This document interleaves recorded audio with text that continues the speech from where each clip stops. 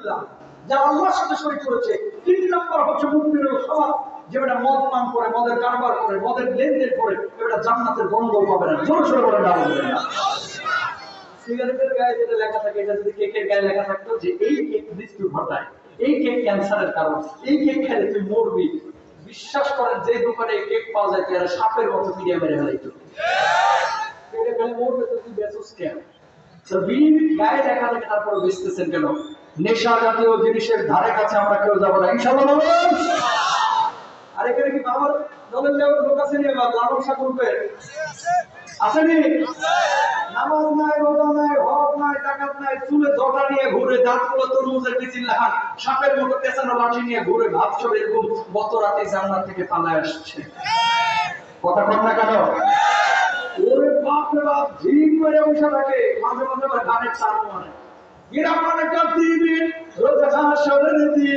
আল্লাহর দরবারে যদি করে অভিযোগ, আমি বলবো দুনিয়ায় ছিলাম খাওয়া বাবার রক্ষা করে দেখিস। কোনদিন কোন মাজারে কোন পীরের দরবারে গিয়ে কপাল নত করে সেজদা করবেন না, ইনশাআল্লাহ বলেন। আর এই সমস্ত গাঁজা বাবা থেকে দূরে থাকতে হবে। এদেশের মানুষের ধর্মীয় আবেগ বেশি, ধর্মীয় জ্ঞান কম। এই জন্য লালনের মাজারে গিয়ে অনেকে ইসলাম খুঁজে, জান্নাত খুঁজে, ঠিক না? বাপরে বাপ, সারাদিন গাঁজা বলতেছে এই তালুতে নিয়ে, এটাকেও মানুষ ইসলাম মনে করে। তো গাঁজা খাওয়া হারাম হুজুর পাইছেন কই? কোরআনে আছে? আসলে তো নাই। নেশা জাতীয় জিনিসের কথা আছে না নাই? হুজুর আমার কাছে দলিল আছে গাঁজা খাওয়া যায়। কি দলিল? গাঁজার গাছ, হাজার যা খা যাবে, খা গাঁজা খা, এই যে যায়। ওটা যদি যায় হয় তাহলে গাইন পেশ গু খা যাবে, খা গু খা, এটা তো লাগে যায়। নেশা জাতীয় কোনো জিনিসের ধারে কাছে যাবে না, ইনশাআল্লাহ বলেন। মহিলাদেরকে বলবো এবং ছেলেদেরকে বলবো, বিশেষ করে বাপ হয়েছেন যারা, আপনাদের দোষ আছে মিয়া। কি দোষ? বাড়িতে জায়গায় ঘুমা রয়েছে, পকেট থেকে 10 নম্বর টাকা বাইর করে ছেলের হাতে দিচ্ছে। আব্বা, ও বাবা, শোনো মানে যাও তো, শোনো মানে যাও না, হ্যাঁ হ্যাঁ, দুইটা নাসির বিড়ি নিয়ে আসো না, একটা সিগারেট নিয়ে আসো না। ছেলে মেয়েকে দিয়ে কখনো দোকান থেকে সিগারেটের প্যাকেট আনাবেন না, ঠিক না? একদিন আপনি আনাচ্ছেন, 2 দিন আনাচ্ছেন, 3 দিন আনাচ্ছেন, 4th দিন ছেলে বলতেছে আব্বা যে খাই, এটাতে কি মজা, দোকান মারে দেখি না। শুরুটা কিন্তু এইভাবে হয়, ঠিক না? নেশা জাতীয় কোনো জিনিস দোকানে তুলবেন না, বেচবেন না, ছেলে মেয়েদের হাতে দিবেন না, ইনশাআল্লাহ বলেন। ওয়ালা বিসুল হারি ওয়াক্তাফাদুল কিয়াম ওয়াক্তাফা রিজাল বিরিজাল ওয়ান নিসা বিনিসা। জীবনে 2টা পাপ কেউ করবেন না, জোরে সোরে বলেন ইনশাআল্লাহ। আরো জোরে বলেন, ভয় নাই। একদিন নামাজ পড়েন নাই, আল্লাহ চাইলে মাফ করে দিবে। রোজা করেন নাই, আল্লাহ চাইলে মাফ করে দিবে। হজ করেন নাই, আল্লাহ চাইলে মাফ করবে, যদিও কবিরা গুনাহ। 2টা পাপ আল্লাহ বলতেছে আমি মাফ করবো না, অথচ হাজার হাজার মানুষ এই পাপ করে। 1 নাম্বার, অজামিনযোগ্য অপরাধ আল্লাহর আদালতে আল ইশরাকু বিল্লাহ, কখনো মাফ করবে না যদি আপনি শিরিক করেন। কোরআনে বর্ণিত আছে 25 জন নবীর নাম, জোরে বলেন কয়জন? 18 জন নবীর কবর আল্লাহ তাআলা আমাদের জিয়ারত করাইছে, আলহামদুলিল্লাহ বলেন। স্বপ্নযোগের হাদিসা ডিরেক্ট দিয়েছি, পৃথিবীর বহু দেশ আমি সফর করেছি, আলহামদুলিল্লাহ। 18 জন নবীর কবর জিয়ারত করলাম, কোন নবীর কবরে কোনদিন কোন শিরকি আচরণ দেখলাম না।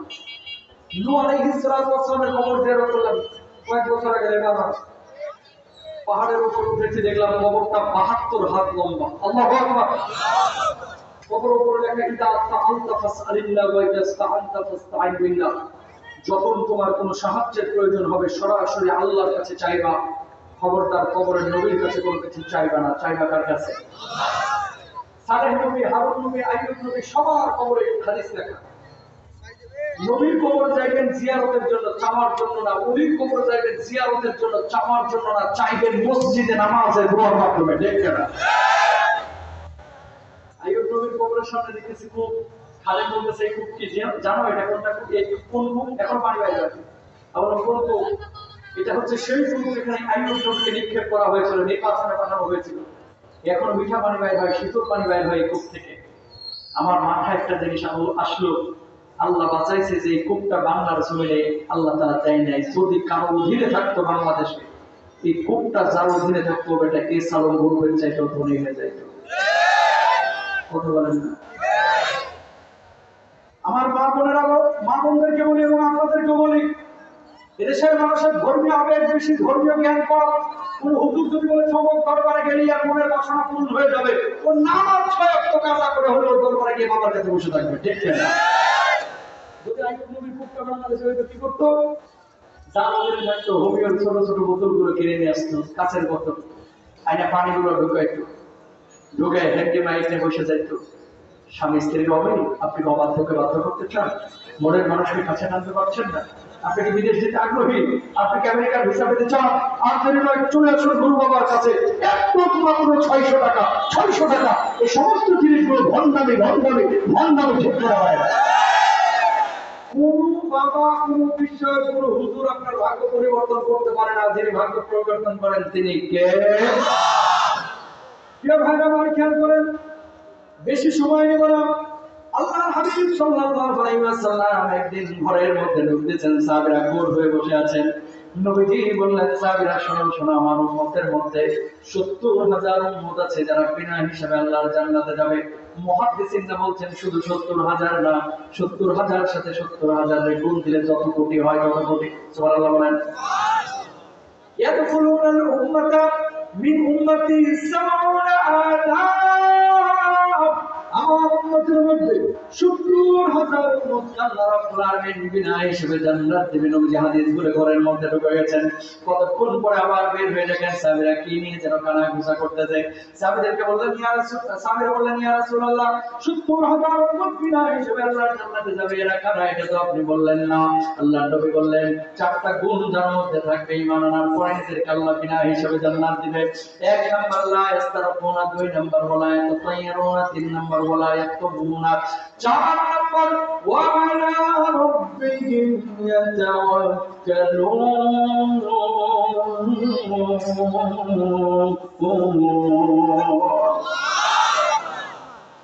4টা গুণ যার মধ্যে থাকবে সে বিনা হিসাবে জান্নাতে যাবে ঈমান আনার পরে। টাক কেটে যারা চিকিৎসা না নেবে, এটা বুঝাইতে হবে, তারা বুঝবেন না। আপনারা যারা আছেন এখানে, অনেকে আগে কেরোসিনের বাতি আপনারা জ্বালাইতেন, মনে আছে? কইটা জ্বালাইয়া পায়ে কেটে গেলে, হাতে কেটে গেলে, ওই গরম কইটা যদি ছাইসে ধরতেন আরাম আরাম লাগতো, কিন্তু ঠিক না? মুরগির জামায় কারো হাত পা কেটে গেলে আর লোহা দাঁতায় ওই কাঁটা থেকে ছাইসে ধরতো, স্থায়ী দাগ করে দেবে। এটা আল্লাহ পছন্দ করেন নাই, নবী পছন্দ করেন নাই। আল্লাহ নবী বলছেন, এই কাজটা যদি কেউ না করে, ঈমান আনার পর ওই ব্যক্তি আল্লাহর জান্নাতে বিনা হিসাবে যাবে। সুবহানাল্লাহ বলেন। যারা উমরায় গিয়েছেন, হজে গিয়েছেন, দেখবেন আফ্রিকা বেল্টের কিছু মহিলা আছে যাদের কালো কাটা। কেন কালটা কেটে রাখে? এক আজহারিকে ধরছে, আমি আফ্রিকান আজহারি, তোর মার গাল কেটে কেন? থাকলে নিয়ে আসো, রাখো। তোর মার গাল কাটা কেন? জবাব দিচ্ছি কি জানেন? আমাদের দেশের ছোটবেলায় যদি বাচ্চাদের গালটা কেটে দেওয়া হয়, তাহলে বড় হয়ে এর ভাগ্যটা ভালো হয়, ভালো ঘরে বিয়ে শাদী হয়। আপনাদের এলাকাতে কিছু পাবেন এরকম, 2 বাচ্চা ছিল, এক বাচ্চা মারা গিয়েছে, আরেকজন জীবিত আছে, কানটা পোড়া যায়, বাবা লাগায় দেয়। কথা বলেন, আছে না নাই? যারা না করবে ঈমান আনার পরে, এই কাজগুলো যারা না করবে, আল্লাহর জান্নাতে বিনা হিসাবে যাবে। বলুন সুবহানাল্লাহ। 2 নম্বর, অবৈধ ঝাড়ফুঁক যারা না করবে। টাকা ইমামের কাছে আপনি পানি নিয়ে গেছেন, হুজুর পড়ে দেন, ইমাম সাহেব পড়ে দিন, সূরা ফাতিহা পড়ে জায়েজ। কিন্তু যদি এরকম হয় যে এমন কোন ব্যক্তির কাছে গিয়েছেন যে নামাজই পড়ে না, যে মুশরিক, যে কাফের, আল্লাহকে বিশ্বাসই করে না, এর কাছে যে বললেন ঝাড়ফুঁক করে দেন না, একটু তাবিজ দিয়ে দেন না, ও মনে করেন একবারে তাবিজ কবজ করলো, কুফরি কালাম করে কিছু বিষয় আপনারা দিয়ে দিল, এগুলো আপনি বিশ্বাস করলেন যে এই তাবিজই আপনার ভাগ্য নিয়ন্ত্রণ করে, এটা করলে সরাসরি আপনি জাহান্নামে যাবেন, মুশরিক হয়ে যাবেন। আর যদি এটা বিশ্বাস না করেন, আল্লাহর জান্নাতে আপনি বিনা হিসাবে যাবেন। বলুন সুবহানাল্লাহ। 3 নম্বর, অশুভ লক্ষণ যারা বিশ্বাস না করবে। টাকা বাড়ি থেকে বের হচ্ছেন, হঠাৎ বিড়াল ধর্ম আছে, বউ এসে ঝাপটায় ধরছে, আজকে বাইরে বেরো, বিড়াল ধর্ম আছে, তোমার কপালে খারাপই আছে। পরীক্ষার দিন অনেক মা দেখবেন সন্তানদেরকে ডিম দিতে চায় না, ডিম খাওয়াইতে চায় না, ডিম খাইস না, আন্ডা পাইবি, আন্ডা আছে না নাই? কিছু লোক আছে দেখবেন মসজিদের পাশে দোকান, নামাজ চলতেছে, জামাত চলতেছে, মসজিদে যায় না, আগরবাতি জ্বালাইয়া ওই বিস্কুটের প্যাকেটের নিচে, পাউরুটির প্যাকেটের নিচে এইভাবে আগরবাতি ঘুরাইতেছে, অথচ নামাজে যায় না। ভাই, নামাজ না পড়ে আগরবাতি জাহাজ দোকানের মধ্যে ডুবাইলেও দোকানে বারাকা ঢুকবে না, ঠিক না? তারপরে আবার দেখবেন বাড়ির উপরে কাউয়া ডাকতেছে, অবেদুল কাদের মনে করেন না আপনার? কাউয়া মানে কি? বাড়ির উপরে কাউয়া ডাকতেছে, কাক ডাকতেছে, আপনি বলতেছেন আজকে মনে হয় ঘরে খারাপই কিছু আছে এই জন্য কাক ডাকতেছে। কোকিল ডাকতেছে, গাড়ির মধ্যে মনে হয় মেহমান